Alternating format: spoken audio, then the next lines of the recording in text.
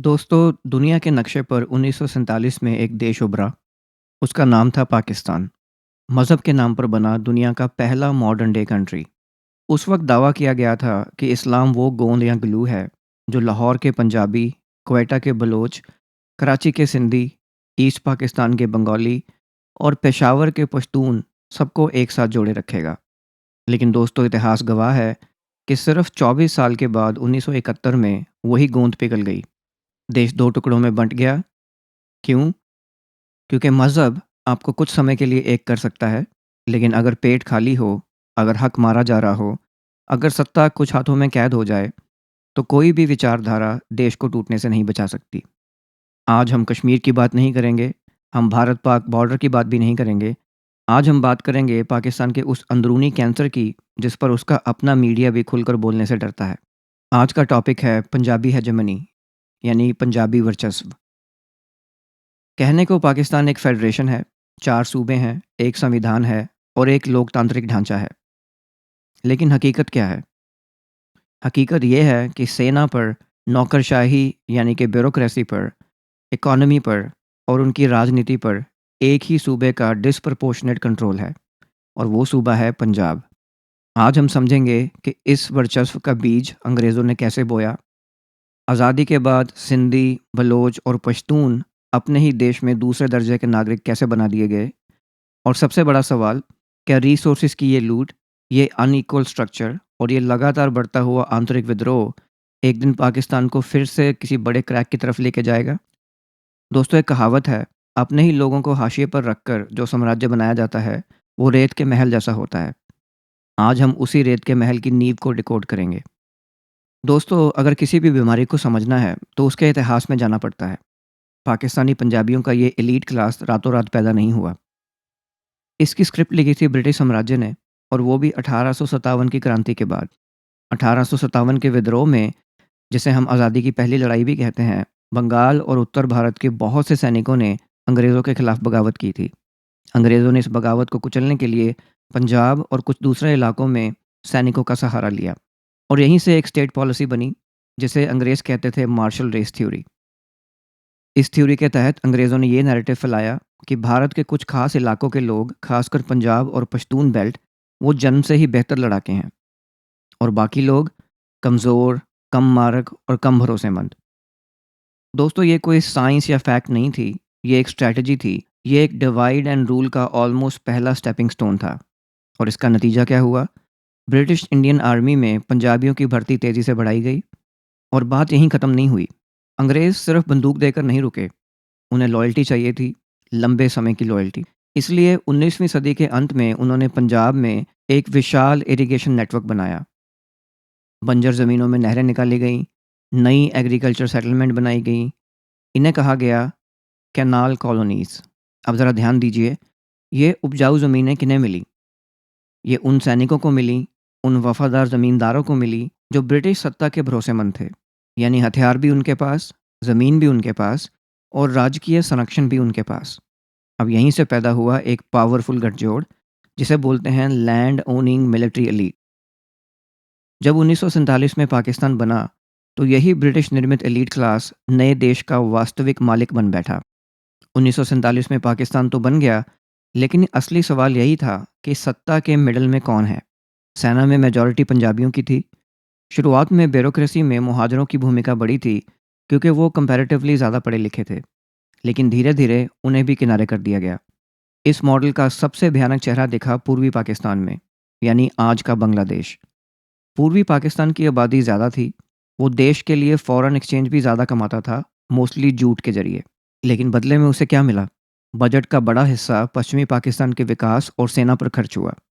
सेना और बड़ी सरकारी नौकरियों में बंगालियों की हिस्सेदारी बहुत कम रही, और सबसे बड़ा घाव, उन पर उर्दू थोपने की कोशिश हुई, जबकि उनकी अपनी भाषा बंगाली थी। जब आप किसी कौम की ज़ुबान भी छीन लें और उसका आर्थिक हक भी छीन लें, तो बगावत लगभग तय हो जाती है। 1971 में वही हुआ। ईस्टर्न पाकिस्तान टूट गया, लेकिन असली त्रासदी ये नहीं थी कि पाकिस्तान टूटा। असली त्रासदी ये थी कि पाकिस्तानी एलीट ने उससे कोई सबक नहीं लिया।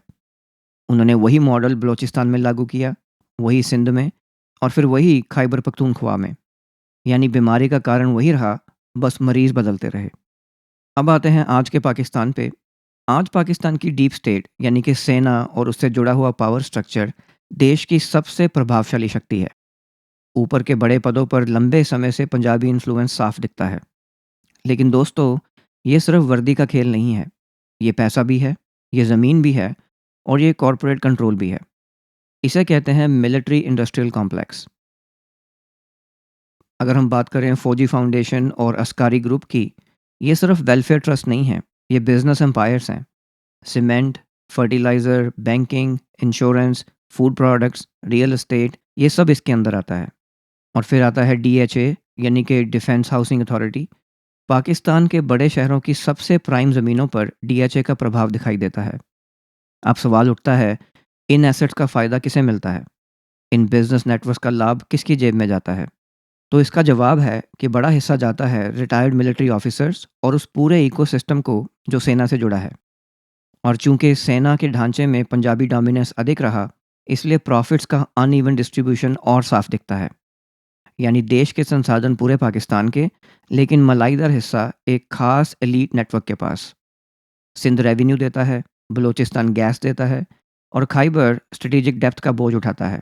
लेकिन चमक लाहौर, रावलपिंडी और इस्लामाबाद में दिखाई देती है।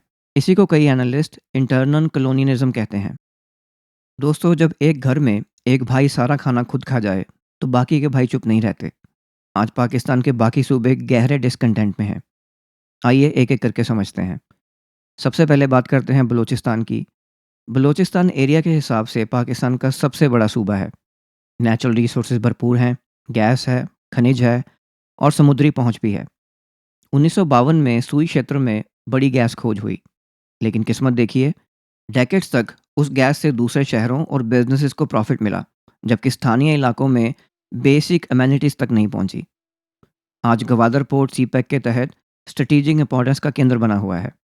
लेकिन लोकल लोगों की शिकायत क्या है कि विकास उनके नाम पर हो रहा है और फ़ायदा किसी और को मिल रहा है। इसी गुस्से ने बलोच इंसर्जेंसी को हवा दी। बीएलए जैसे समूह चाइनीज़ प्रोजेक्ट्स और पाकिस्तानी सुरक्षा ढांचे दोनों को टारगेट करते रहे हैं। और जवाब में पाकिस्तानी स्टेट पर आरोप लगे हैं कि उन्होंने क्रैकडाउन किया है, रिप्रेशन किया है और इन्फोर्स्ड डिसअपेरेंस की है। अगर बात करें केपीके की, जिसे बोलते हैं खैबर पख्तूनख्वा, तो ये पश्तूनों की ज़मीन है। दशकों तक इस पूरे क्षेत्र को स्ट्रेटेजिक डेप्थ की सोच के तहत इस्तेमाल किया गया। अफ़गान वॉर्स के दौरान हथियार आए, जिहादी नेटवर्क पनपे, मिलिटेंट इंफ्रास्ट्रक्चर बने। आज वही आग इस इलाके को जला रही है। टीटीपी के हमले पाकिस्तान के लिए लगातार सुरक्षा चुनौती बने हुए हैं।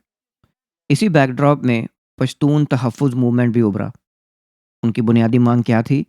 हमारे इलाकों को कांस्टेंट मिलिटराइजेशन से बाहर लाओ, हमारे लोगों को गायब करना बंद करो और हमारी आवाज़ को दबाना बंद करो। लेकिन पावर एस्टेब्लिशमेंट ने अक्सर इन्हें सस्पेशन की नज़र से देखा। अब बात करते हैं सिंध की। सिंध पाकिस्तान की इकॉनमी की रीढ़ है। कराची देश का सबसे बड़ा कमर्शियल हब है, लेकिन अंदरूनी सिंध की हालत बहुत ख़राब रही है। यहाँ एक अलग तरह का गुस्सा है। सिंधियों को लगता है कि उनकी ज़मीन, उनका पानी, उनका इकोनॉमिक रोल सबका इस्तेमाल होता है, लेकिन कंट्रोल उनके हाथ में नहीं है। सिंधु नदी के जल बंटवारे पर तनाव बार बार सामने आता है। और फिर आया सीपैक। आरोप ये लगा कि जिन इलाकों को डेवलपमेंट की सबसे ज़्यादा ज़रूरत थी, उन्हें पीछे छोड़ दिया गया। नई सड़कें, इंडस्ट्रियल जोन्स, पावर प्रोजेक्ट्स, इनका डिसप्रपोर्शनेट फ़ायदा पंजाब को मिला। यानी एक बार फिर वही पैटर्न, देश सबका और फ़ायदा कुछ का। अब आते हैं सबसे अहम सवाल पर।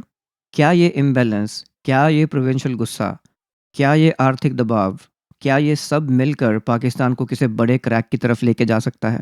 कई एनालिस्ट का मानना है कि पाकिस्तान एक गहरी पॉली क्राइसिस में फंसा हुआ है, यानी एक साथ कई संकट। पहला है आर्थिक पतन। जब इकॉनमी गिरती है, तब सिर्फ करेंसी नहीं गिरती, स्टेट की लेजिटिमेसी भी गिरती है। जब रोटी कम पड़ती है, तो रिसोर्सेज पर लड़ाई और तेज़ हो जाती है। आज पाकिस्तान की इकॉनमी इतने दबाव में है कि फेडरल स्ट्रक्चर के पास सूबों को संतुलित करने की क्षमता भी कम होती जा रही है। और दूसरा है मल्टीपल इंसर्जेंसीज। बलोच इंसर्जेंसी अलग चल रही है, टीटीपी का मोर्चा अलग है और अंदरूनी सुरक्षा का संकट अलग है। अगर एक स्टेट को एक ही समय पे कई फ्रंट संभालने पड़े, तो उसकी कैपेसिटी टूटने लगती है। और तीसरा है पॉलिटिकल इम्प्लोजन। जब दरार सिर्फ एक पर्टिकुलर सर्कल में नहीं रहे, दरार सेंटर में भी दिखने लगे, तो इशू और गहरा हो जाता है। इमरान खान की गिरफ्तारी के बाद जो रिएक्शन पंजाब में दिखी, उसने ये संकेत दिया कि अब एस्टेब्लिशमेंट के भीतर की लेजिटिमेसी भी पहले जैसी नहीं रही। तो सवाल फिर वही है, अगर बलोच नाराज़ हैं, पश्तून भड़का हुआ है, सिंधी अनसैटिस्फाइड हैं और पंजाब का यूथ भी सवाल पूछने लगा है, तो ये कौन सा ग्लू है जो इस स्ट्रक्चर को बचाएगा? क्या आने वाले वर्षों में हम कोई नया नक्शा देखेंगे? ये तय नहीं है, लेकिन ये तय है कि पाकिस्तान के सामने सिर्फ बॉर्डर क्राइसिस नहीं है, उसके सामने स्टेट स्ट्रक्चर क्राइसिस है। पाकिस्तान का आम नागरिक, चाहे वो लाहौर में हो, कराची में हो, क्वेटा में हो या पेशावर में, आज अपनी रोज़मर्रा की लड़ाई लड़ रहा है। लेकिन जियोपॉलिटिक्स इमोशन से नहीं चलती, वो फैक्ट से चलती है, पैटर्न्स देखती है और पावर स्ट्रक्चर देखती है। और फैक्ट्स ये कहते हैं कि पाकिस्तान का रूलिंग एलीट एक ऐसे स्ट्रक्चर पर खड़ा रहा जिसने अपने ही लोगों के साथ बराबरी का व्यवहार नहीं किया। 1971 कोई एक्सीडेंट नहीं था, वो एक वार्निंग थी। अगर बलोचों को हक नहीं मिला, अगर पश्तून इलाकों को स्टेबिलिटी नहीं मिली, अगर सिंध को उनका ड्यू शेयर नहीं मिला, अगर रिसोर्सेज का डिसेंट्रलाइजेशन नहीं हुआ और अगर सेना ने बिजनेस एम्पायर छोड़कर एक्चुअल सिक्योरिटी रोल पर ध्यान नहीं दिया, तो फिर कोई लोन, कोई बेल आउट, कोई कॉस्मेटिक रिफॉर्म इस क्राइसिस को परमानेंट होने से नहीं रोक पाएगा। दोस्तों, इतिहास का पहिया घूम रहा है। अब देखना यह है कि पाकिस्तान एक सच्चा फेडरेशन बनने की कोशिश करेगा या अपने ही कॉन्ट्राडिक्शन के बोझ के तले और टूटता चला जाएगा। इसके बारे में आपको क्या लगता है? क्या पाकिस्तान की लीडरशिप इस चक्रव्यूह को तोड़ पाएगी या 1971 का इतिहास किसी नए रूप में फिर लौटने वाला है? अपनी राय कमेंट्स में ज़रूर दीजिए और अगर आपको ये डीप डाइव पसंद आया हो तो इस वीडियो को लाइक कीजिए, शेयर कीजिए और हमारे चैनल को सब्सक्राइब करना मत भूलिए। मेरा नाम है रमन और मैं मिलता हूँ आपको जल्दी एक नए एपिसोड में। तब तक के लिए अपना ख्याल रखिए। जय हिंद।